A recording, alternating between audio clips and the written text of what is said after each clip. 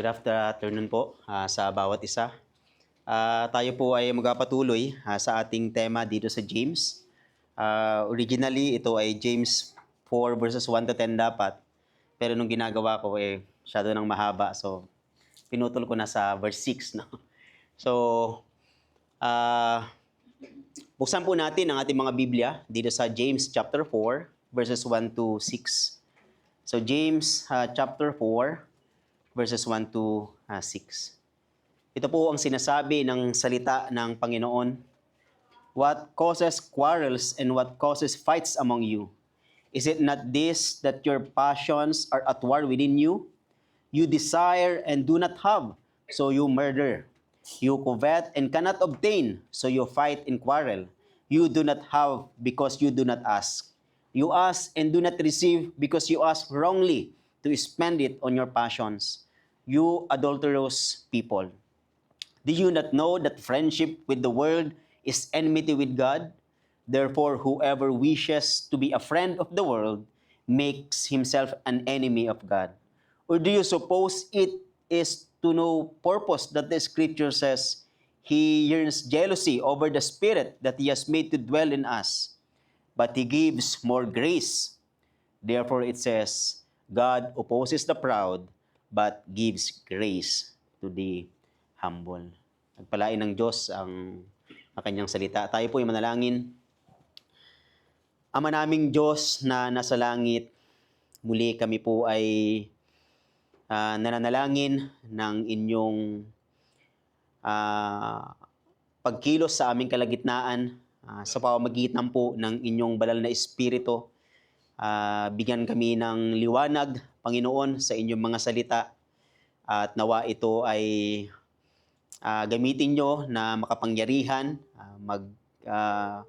patuloy na magbago ng aming puso, magbago ng aming buhay, at ito ay patuloy na magbigay din ng edification sa aming kaluluwa. Maluwalhati po kayo, Panginoon. Ito pong aming panalangin sa pangalan ni Jesus. Amen. Nakita na natin nung nakaraan, dun sa chapter 3, ang patungkol dun sa false wisdom that leads to disorder and every evil practice. At ang true wisdom na nanggaling sa itaas o that comes from above na nagre-resulta doon sa mabubuting gawa o mabubuting bunga at sa katwiran. Dito sa chapter 4, sa binasa natin, si James ay nagpapatuloy pa din sa kanyang pagtuturo patungkol dito sa pagkakaiba ng karunungang mula sa Diyos at sa karunungang nanggaling dito sa mundo. Sinasabi niya dito na kung ang puso ng isang tao ay napuno ng inggit at pagiging makasarili at kung ang kanyang pamantayan ay karunungang makalupa na hindi mula sa espiritu kundi kay Satanas o sa Diablo, siya ay lumalayo sa Diyos. Dahil dito, yung kanyang buhay ay nagbubunga ng kaguluhan at lahat ng uri ng kasamaan. Well, ipinapakita niya dito na ang mga away at alitan sa kanilang kalagitnaan ay patunay lamang ng makamundong karunungan, na karunungan nagbumula sa ibaba. Dito nga ay, kung mababasa natin, itinuturing ni James yung spiritual na pangangalunya na ito ay laban sa Diyos. Sa verse 4 ay mababasa natin, sabi niya, You adulterous people, do you not know that friendship with the world is enmity with God? Therefore, whoever wishes to be a friend of the world makes himself an enemy of God. Well, nagkakaroon tayo, nakikipagkaibigan tayo sa mundo, nagkukumit tayo nitong spiritual adultery when our hearts run after the world instead of after God. Dahil ang tunay na Kristiyano ay tinatawag na talikuran ang makasalanang sistema ng mundong ito at mabuhay ng banal at nakahiwalay para sa Kanya. Gayunman, bagaman ganun ang kanilang sitwasyon doon sa kanilang kongregasyon, may ibinigay si James dito na pag-asa. Hindi niya sila iniwan na manatili sa ganong sitwasyon. Sa kabila ng lahat ng ito ay binanggit ni James na ang Diyos ay nagbibigay ng higit na biyaya. Ang sabi dito, but God gives more grace. Itinatawag niya ang kanyang bayan na magpakumbaba sila ay magsisi at manumbalik sa Kanya. Gano'n naman ang tunay at buhay na pananampalataya.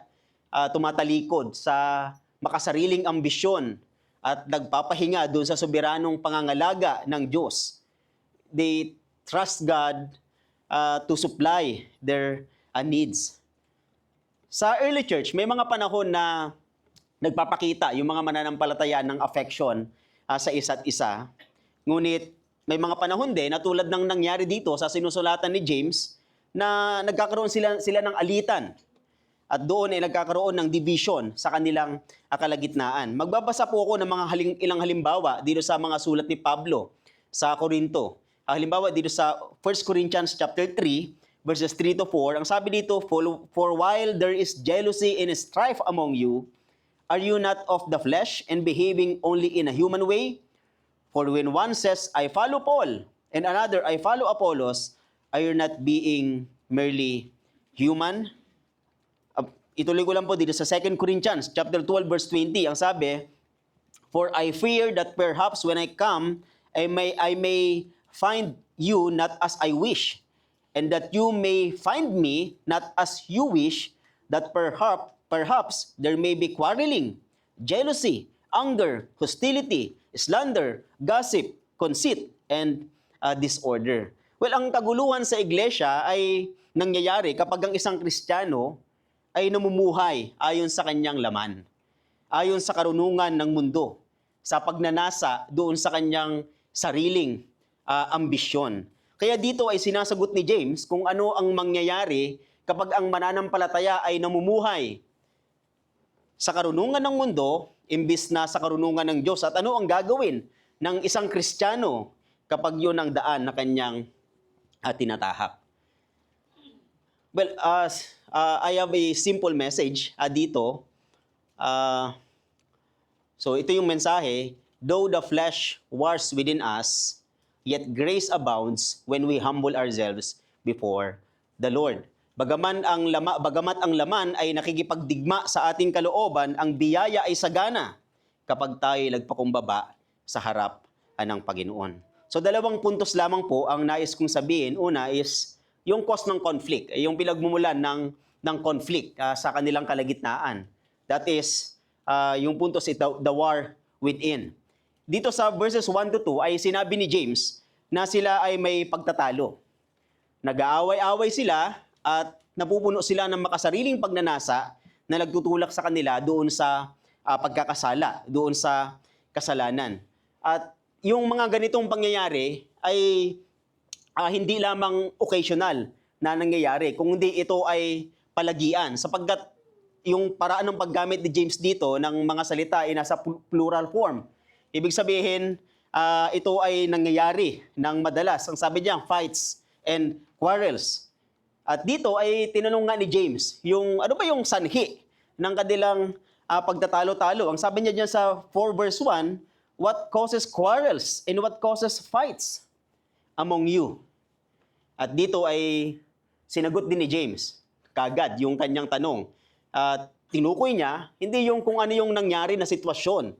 Kasi si ganito may ginawang ganito, kundi tinukoy niya yung source mismo nung kanilang kung bakit may kaguluhan sa kanilang kalagitnaan. Ang sabi niya, sa paraan ng pagdatanong, is it not this, that your passions are at war within you?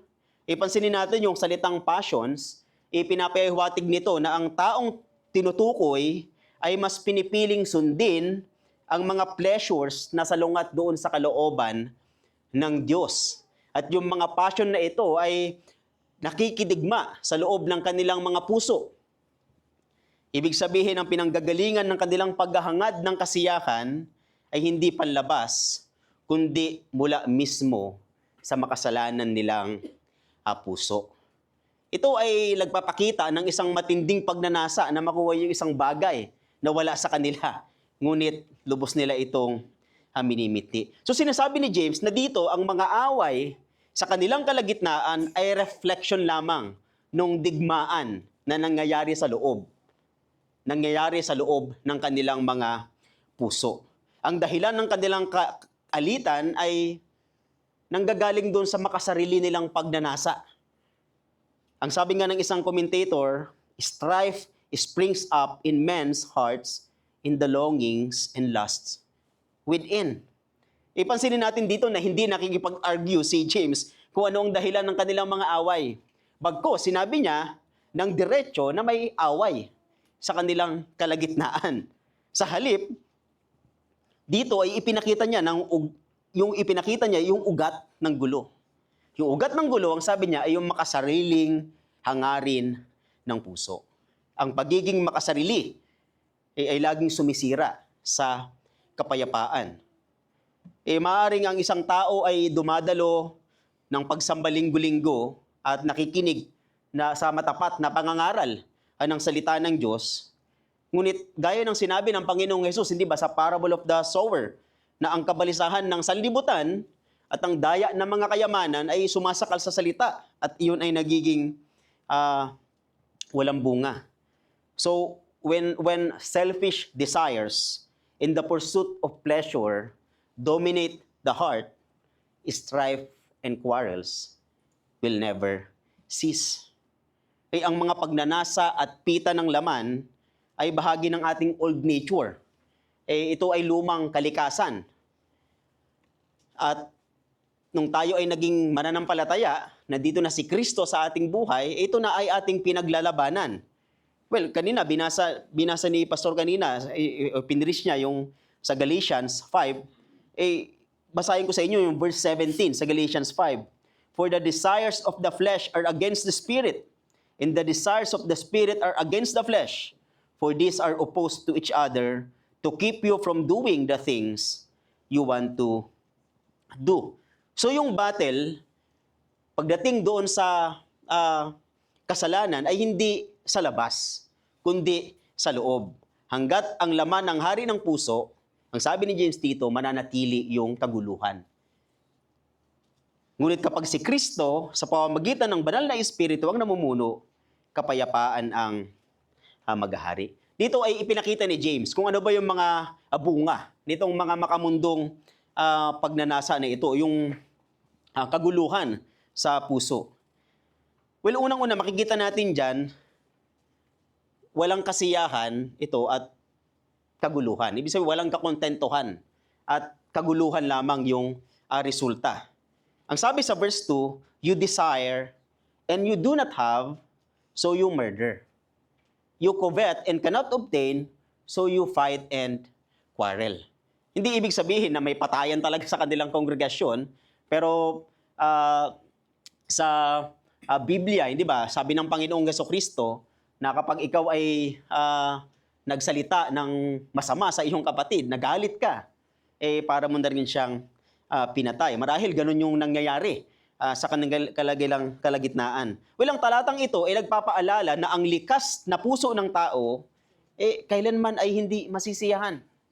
Kailanman ay hindi makukontento. Dahil ang puso ng tao that refuses to be content will never find peace with God or with others. Kapag ang puso ay uhaw sa kalayawan, sa kapangyarihan at sa karangalan ng sanlibutan, unti-unti itong napupuno ng inggit at paninibugho. At mula roon, ito naman ay nagbubunga ng pagkabalisa na tiyak nakahantong sa kaguluhan at alitan. Itandaan natin, yung dalawang bagay dito. Una, hindi lahat ng bagay ay ipinagkakaloob ng Diyos, kundi yung pangangailangan lamang natin. Yan ang pangako ng kanyang atipan. Pangalawa, makuha man ng tao ang kanyang minimithi, hindi pa rin siya masisiyahan. Magkaroon man siya ng bilyon-bilyong pera, maghahangad pa rin siya ng higit. Magkaroon man siya ng bahay na higit pa sa kanyang pangangailangan, nanaisin pa rin niya ng mas malaking bahay at mas maganda. Magkaroon man siya ng mga magagarang sasakyan, nanaisin pa rin niya ang mas bago. Habang dumarami ang kanyang tinatamasa, lalong lumalaki ang kanyang pagnanasa. Hindi siya kailanman ang masisiyahan. Ang sabi nga, yung desire ng tao sa pleasure ay parang isang maliit na apoy. Sa simula, parang wala lang. Maliit lang ito, kontrolado, at tila hindi naman magdudulot ng malaking pinsala. Pero kapag binabayaan mo yung maliit na apoy na yon, ito'y unti-unting lumalaki, kumakalat, at sa huli, nilalamon ng buong gubat o bahay. Ganyan ang pagnanasa sa kalayawan. Pagnanasa sa kapangyarihan, pagnanasa sa karangalan. Sa simula, parang simpleng hangarin lang, simpleng kagustuhan lamang. Sabi mo lang, gusto ko lang naman magkaroon ng konting ginhawa. Gusto ko lamang magkaroon ng konting pansin mula sa ibang mga tao. Pero kapag hinayaan natin itong lumago sa ating puso, pinapainit nito ang damdamin ng inggit at paninibugho. At kapag ang apoy na ito ay kumalat, hindi lang kapayapaan ng isa ang nasisira, kundi kapayapaan ng iba, at ang masakit ay ang buong iglesia. Hindi masama ang maghangad ng kasiyahan para sa ating sarili. Sino bang ayaw ng magkaroon ng mga bagay na makapagbibigay sa iyo ng kahit papaano kasiyahan? Ngunit kung hindi tayo matututong masiyahan sa kung ano ang ipagkakalob ng Diyos sa atin, dadalhin tayo ng ating paghahangad ng kasiyahan sa kapahamakan. Sabi nga ni Thomas Manton, God allows us to use pleasures, but not to live in them. To take delights, but not that they should take us. So yung pleasures ay, ito ay pinagkaloob ng Diyos. Pero, dapat ito ay matuto tayo na makontento sa kung unang ipagkakaloob ng Diyos. Well, makikita natin yan dito sa pangalawa, no? So yung pangalawang bunga ng makamundong pagnanasa ay maling motibo sa ating mga panalangin. Kapag ikaw ay may makamundong pagnanasa, ang iyong mga panalangin na ay nasa maling motibo na. Dito sa verse 2 and 3, ang sabi dito, you do not have because you do not ask. You ask and do not receive because you ask wrongly to spend it on your passions. Dalawang problema yung binanggit ni James dito na nagbubunga ng walang kasiyahan at kaguluhan ng isang tao. Una, may pangangailangan siya, pero hindi siya nananalangin. Ibig sabihin, nabigo siyang hingin yung mga bagay na kanyang ninanais. Hindi ba't malinaw sa Biblia, ang sabi ng Diyos, ikaw ay humingi, pero madalas ang tao ay hindi humihingi.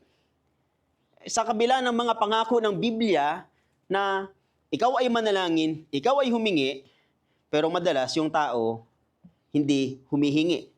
Well, sabi nga dito sa Matthew 7, di ba?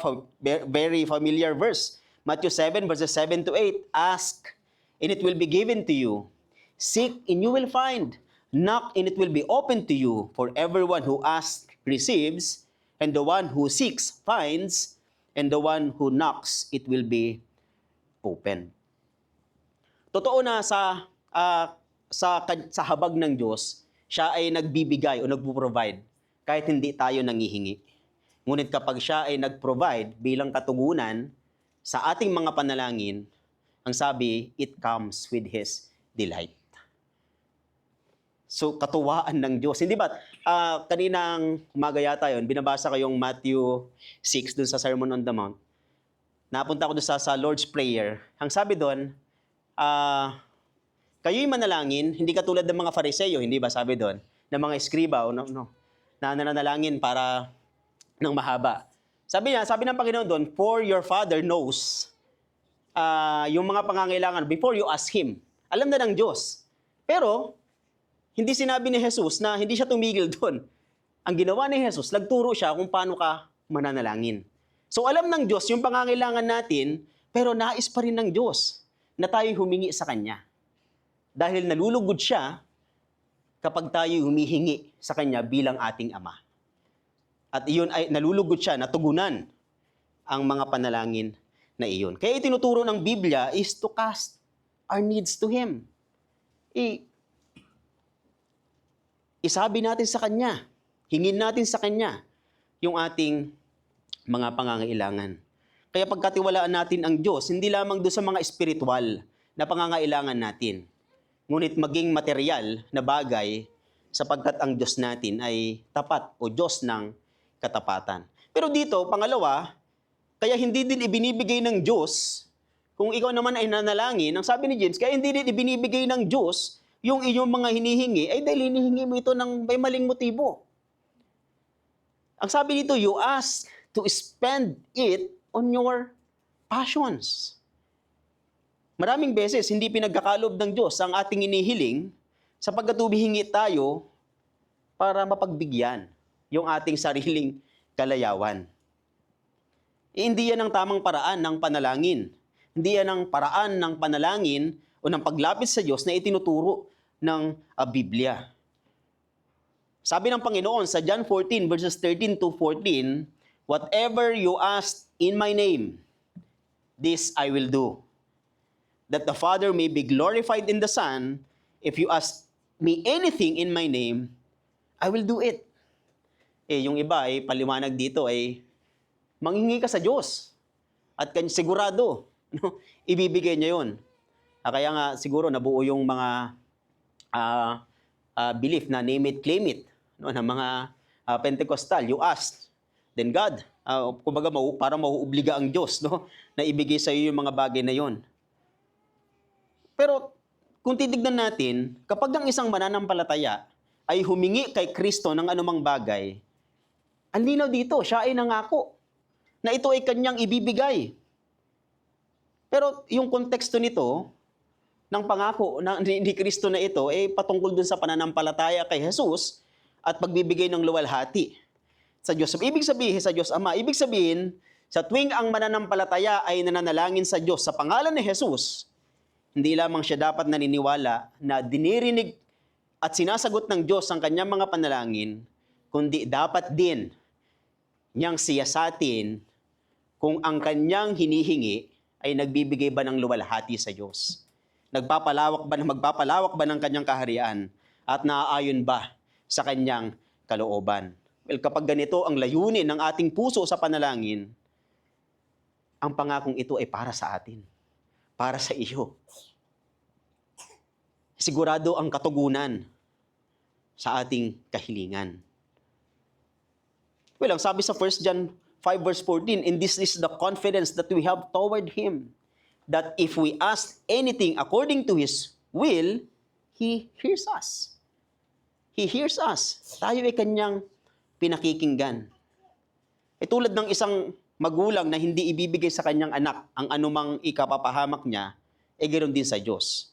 Kung alam niyang ikapapahamak natin bilang Ama, na mabuti, hindi niya rin ipagkakaloob sa atin kung yung ating mga hinihiling bilang kanyang anak, para sa ating kalayawan, kung ito ay nanggaling sa mga maling motibo. Sabi nga ni Simon Kistemaker, God refuses to listen to men who eagerly pursue selfish pleasures.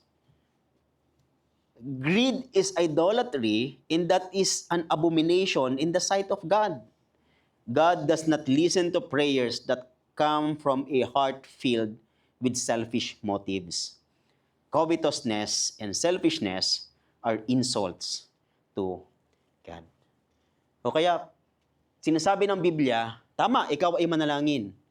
Dahil bilang Ama, siya ay nalulugod, natutuwa when we ask Him sa ating mga pangangailangan. But, kailangan kapag tayo nanalangin, ang sabi rin ng Biblia ay nasa tamang motibo. May pananampalataya kay Jesus, magpapalawak ng kanyang kaharian at maluluwalhati ang Diyos Ama. Well, pangatlong bunga ng makamundong pagnanasa dito ay pagiging kaaway ng Diyos. Binanggit natin kanina yung verse 4. Basahin ko pong muli. You adulterous people, do you not know that friendship with the world is enmity with God? Therefore, whoever wishes to be a friend of the world, make himself an enemy of God. Well, si James ay sumusulat dito sa mga Jewish Christians na sobrang familiar doon sa term na adulteress or adulterous. Alam na alam nila mula sa kasulatan na ang Diyos ay parang asawang lalaki. At ang Israel ay ang asawang babae na madalas na nagtataksil. Hindi ba? At mababasa natin yan sa Old Testament. Halimbawa sa Hosea, chapter 3, verse 1. Ang sabi doon, "And the Lord said to me, Go again, love a woman who is loved by another man and is an adulteress, even as the Lord loves the children of Israel, though they turn to other gods and love cakes of raisins." Hindi ba? Si Hosea, yung ipinaasawa sa kanya ng Panginoon ay si Gomer na laging nagtataksil, laging sumasama sa ibang lalaki, nagkukumit ng adultery. Inahalin tulad iyon sa Israel. Sa Jeremiah 3 verse 20, ang sabi, "Surely as a treacherous wife leaves her husband, so have you been treacherous to me, O house of Israel, declares the Lord." Ang Panginoong Jesus ay ginamit din ang salitang ito sa mga unbelieving Jews sa Matthew 16 verse 4. Ang sabi niya, "An evil and adulterous generation," pinasa natin kanina, 6, "for a sign."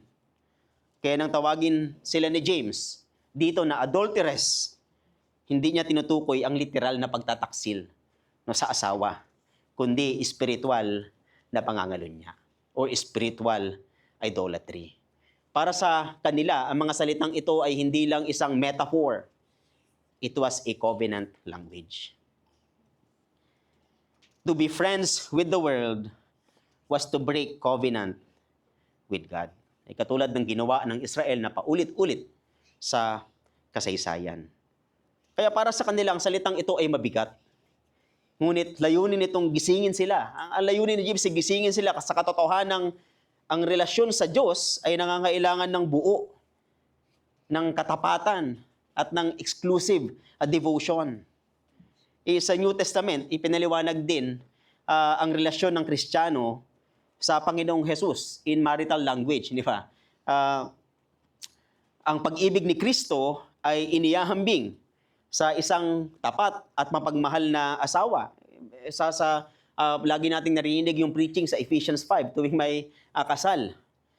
Sa 2 Corinthians 11 verse 2 ay sinabi na ang mga Kristiyano ay parang malilinis na dalagang nakatak ng ikasal kay Hesukristo. At naghihintay tayo ng katuparan na ito, ng kasal na ito sa kanyang muling pagbabalik.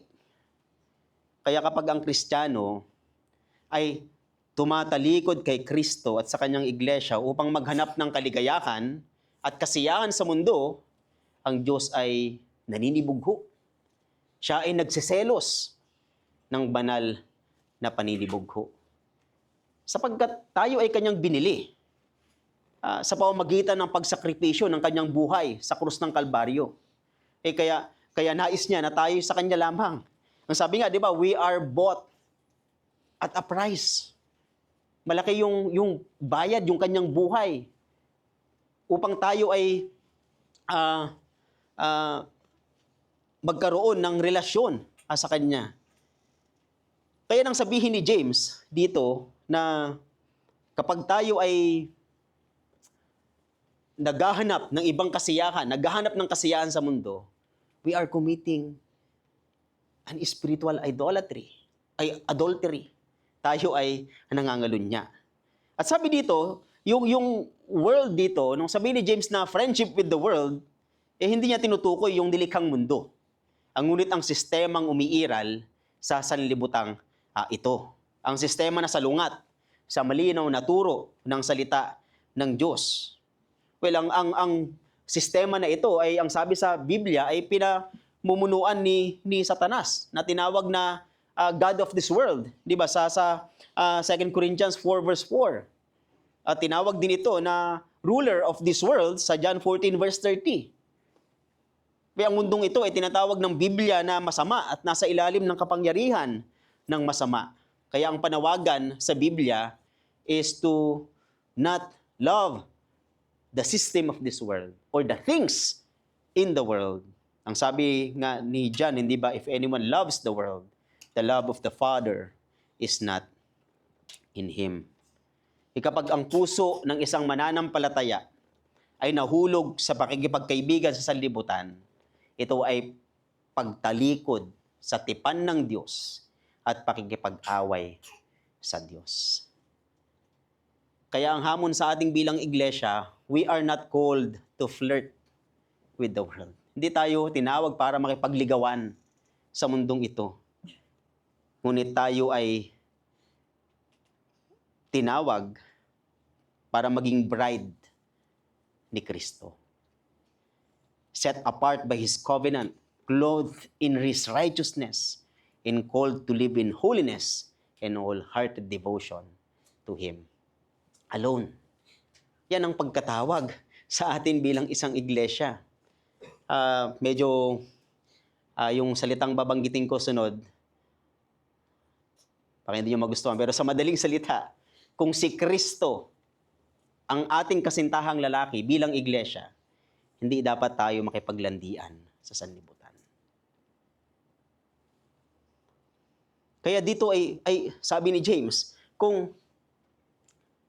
yung sariling pagnanasa natin ay ating hindi natin kinokontrol o lalong nating pinagbibigyan, ito ay magriresulta ng alitan sa iglesia. So, pangalawang puntos dito, yung maikli lang ngayon siguro yung sermon ko, no? The grace above. So, the grace above. The cure for conflict is yung grace above. Ang sabi sa 4 verse 6, but He gives more grace. Therefore, it says, God opposes the proud, but gives grace to the humble. Well, sa kabila ng ating sinful desires or worldly pleasures, ang Diyos ay nagbibigay ng higit na biyaya. Tayo ay naligtas sa biyaya, di ba? Tayo ay patuloy na sinusustain ng, sabi dito, more grace. So, higit pang biyaya.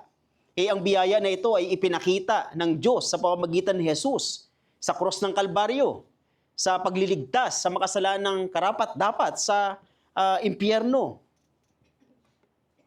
Ngayon, dito ay sinasabi ni James na ang Diyos ay handang magbigay ng higit na biyaya upang panumbalikin ang relasyon ng anak niyang naliligaw ng landas.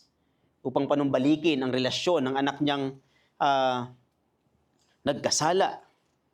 So, sinasabi ni James dito, ang Diyos ay laging may sapat na biyaya para sa atin sa anumang sitwasyon at pangangailangan. Katulad nga ng sinabi ni Augustine, God gives what He demands. Ang ibig sabihin, kapag sinabi ng Diyos na talikuran mo ang mundo, sapagkat ito ay naglalayo sa iyo sa Kanya, at parang imposible sa sitwasyon mo na magawa iyon, He gives more grace in order for you to obey it.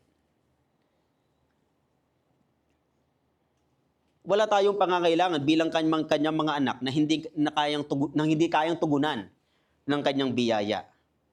Kahit bumagsak tayo sa kasalanang lubos na nakakahiya, ang sabi nga, hindi natutuyo ang agos ng biyaya ng Diyos. Sapagkat ang biyayang iyon ay hindi nakabatay sa ating sariling kabutihan, kundi sa walang hanggang pag-ibig ng ating Panginoong Hesukristo. Sabi ni John Blanchard dito, for daily need, there is daily grace. For sudden need, sudden grace. For overwhelming need, overwhelming grace. Ibig sabihin, yung biyaya ng Diyos ay laging sapat. Ano man yung sitwasyon na ating kinakaharap. So to overcome the battle within our hearts that is seeking for worldly pleasures, grace is all we need. Yung biyaya ang kailangan natin. Kaya hingin natin ang biyaya ng Diyos.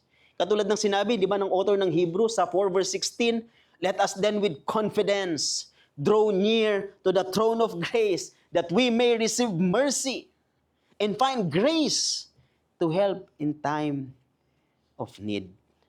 Manalangin tayo sa Diyos na bigyan tayo ng kakontentuhan ng kanyang biyaya na yung anuman ang ipagkaloob niya sa atin.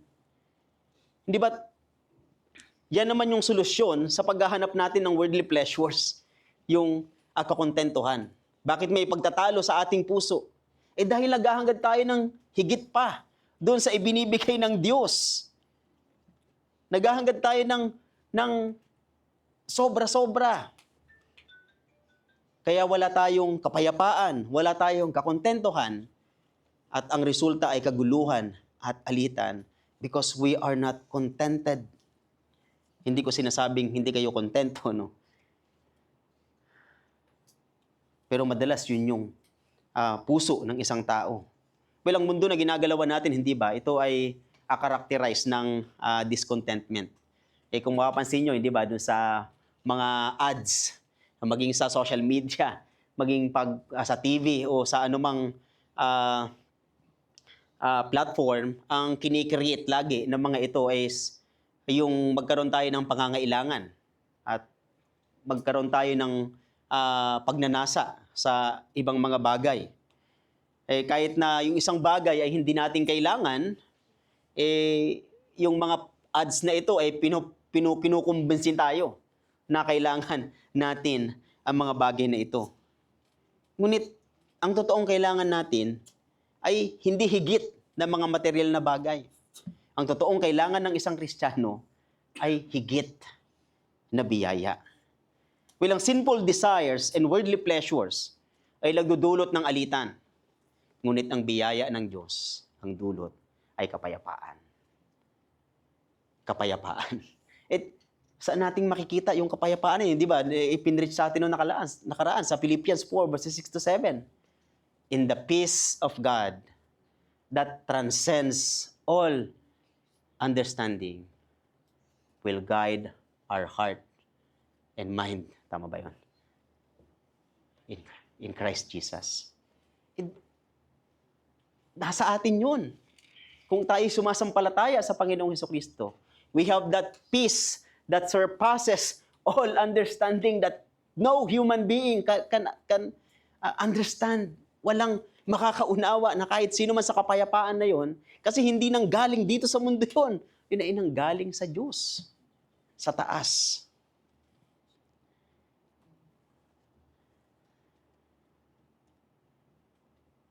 Ngunit dito sinasabi rin ni James, itong higit na biyaya na ito ay ipinagkakalob niya lamang, hindi sa nagmamataas, kundi doon sa nagpapakumbaba. Those who are humble. Sapagkat ang pagmamataas, ang sabi ni James dito, ay naglalayo sa atin sa Diyos. Ang katotohanan, ang Diyos ay laban dito. Ang sabi niya nga, God opposes the proud. He is, kumbaga parang laban ang Diyos doon sa mga nagmamataas. Iyan din ang sinasabi sa salita ng Diyos sa ibang mga aklat nito. Sa Psalm 138 verse 6, ang sabi, bagaman ang Panginoon ay mataas, kanyang pinapahalagahan ng mababa. Ngunit ang palalo ay nakikilala niya mula sa malayo. Sa Kawikaan 3 verse 34, sa mga nanunuya, siya ay mapanuya, ngunit sa mapagpakumbaba ay nagbibigay siya ng biyaya. So ang mga taong nagpapakumbaba sa harap ng Diyos ay ang mga taong napagtanto sa kanyang sarili na siya ay nagkasala sa kanyang harapan. Eh ang mga taong handang talikuran o magsisi sa mga kasalanan na iyon. Yung mga taong nagpapakumbaba. They realized that they sinned against God and in His word. Eh katulad ni David, hindi ba, nung siya ay nagkasalang ng adultery sa pamamagitan ni Bathsheba, ang sabi niya sa Psalm 51 verses 3 to 4, sa kanyang panalangin, for I know my transgressions and my sin is ever before me. Against you, you only have I sinned and done what is evil in your sight. Katulad ng prodigal son na ibahagi sa atin dito nung nakaraan. Nang mariles niya ang kanyang pagkakasala, ay sinabi niya sa Luke 15 verses 17 to 19, but when he came to himself, he said, How many of my father's hired servants have more than enough bread, but I perish here with hunger. I will arise and go to my father, and I will say to him, Father, I have sinned against heaven and before you. I am no longer worthy to be called your son. Treat me as one of your servants. Kaya nang pauwi na siya sa kanila, itong anak ay handang harapin ano man yung maging consequence. Because he realized his sins. And napagtanto niya ang kanyang pagkakasala. Sabi nga, he comes to his senses. Pero anong ginawa nung ama? Nasa gate pa lamang yung anak, marahil papasok pa lang sa village nila, yung ama ay tinakbo na yung kanyang anak upang salubungin siya, upang maiiwas siya sa anumang kapahamakan o pagpapahiya. And that is the heart of our Heavenly Father. He always welcomes those who are humble. Yan ang puso ng ating Diyos na nasa langit. Marahil, ikaw ay may pinaglalaban ng kasalanan ngayon. Meron kang, of course, meron naman talaga, no? Marahil, kahit ilang ulit mong tanggihan, minsan, parang wala kang magawa. Pero, at nauhulog ka ng paulit-ulit. Magre-repent ka, mahuhulog ka ulit sa pagkakasala. At marahil dumating ka sa punto na nalugmok ka na ng kasalanang iyon. At nagtatanong ka na sa sarili mo, mapapatawad pa ba ako ng Diyos? May natitira pa bang biyaya sa akin? Meron pa bang forgiveness na maaaring i-offer sa akin ang Diyos?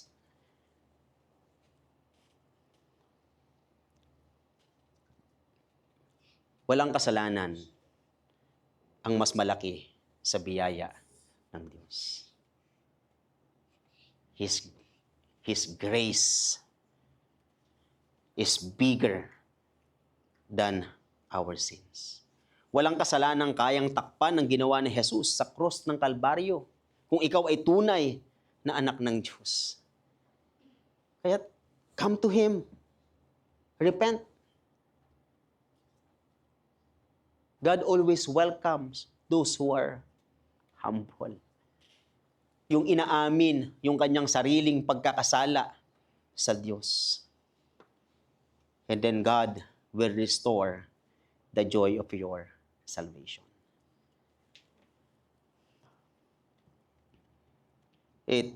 Kung ikaw ay hindi pa sumasampalataya sa Panginoong Hesukristo, wala ka pa nitong higit na biyaya na tinutukoy dito. Ngunit ito ay inaalok sa iyo. Ito ay magsisimula sa pag-amin mo na ikaw ay nagkasala sa harap ng Diyos. Na kahit anong pagsisikap na gawin mo, wala kang magagawa kung hindi kumilos at baguhin ng banal na Espiritu ang iyong puso. Kung ikaw ay hindi pa mananampalataya o sumasampalataya sa Panginoong Hesukristo, walang kakontentuhan sa iyong puso. Pagkos you will ask for more and more and more and more, nakakapagod yun, paulit-ulit. Walang kasiyahan. Hindi mo alam kung hanggang saan yung hangganan na ikaw ay makukontento na. Di ba? Di ko alam kung naikwento ko na, pero yung in-interview si John D. Rockefeller, di ba? Siya ay sobrang yaman. Ang sabi sa kanya, ilan pa para maging masaya ka, para makontento ka. The answer of John D. Rockefeller is more. Mas marami pa, mas higit pa. Pag nakuha niya na yung higit pa na yon, mas marami pa siyang uling hihingiin. Dahil yun yung puso ng tao. They are not contented and they will never be contented unless Christ change their hearts. Kaya, kung wala ka pang relasyon sa Panginoon, marahil ikaw ay nanonood dito, come to Him. Come to Him. Sabi ng Panginoon, come to me, lumapit kayo sa akin, kayong nahihirapan, kayong napapagod. Nakakapagod ang pagkakasala, nakakapagod ang kasalanan. Pero si Jesus ay nag-aalok ng kapahingahan. Kapahingahan ng kanyang biyaya. Kaya ikaw ay lumapit sa Panginoon, ikaw ay magsisi sa iyong mga pagkakasala at ikaw ay manampalataya sa Panginoong Hesukristo. Sa ating mga mananampalataya, may our hearts be contented, be satisfied sa kung anong ipinagkakaloob ng Diyos sa atin. Bilang isang iglesia, huwag nating hanapin yung kasiyahan. Huwag nating hanapin yung kalayawan sa sanlibutan. Kaya hanapin natin iyon kay Jesus. Hanapin natin iyon sa kanyang mga salita. Tayo ay manalangin. Ama naming Diyos na nasa langit, kami po ay nagpapasalamat sa paalala ng inyong mga salita. At humihingi kami, Panginoon, ng inyong higit na biyaya upang ang inyong mga salita ay mailapat namin sa aming personal na paglakad bilang inyo pong mga anak. Ganoon din po ay hiling din kami na kung mayroon dito sa aming kalagitnaan na wala pang pananampalataya sa Panginoong Jesus. Panginoon, sa oras na ito ay baguhin niyo po ang kanyang puso sa pamamagitan ng inyong banal na Espiritu. Mapagtanto niya o ma-realize niya na siya ay makasalanan at nangangailangan siya, Panginoon, ng kaligtasan, ng biyaya ng Panginoong Jesus. Nangangailangan siya ng kasapatan ng ginawa ng Panginoong Hesukristo sa krus ng Kalbaryo upang siya ay mapatawad sa kanyang mga kasalanan. At ang hiling namin sa natitira pa naming oras na magkakasama, patuloy niyo po kaming samahan, patuloy na kayo ang siyang magpala, Panginoon, maging sa aming Lord's Supper. Ito po ang aming panalangin sa pangalan ng aming Panginoong Jesus.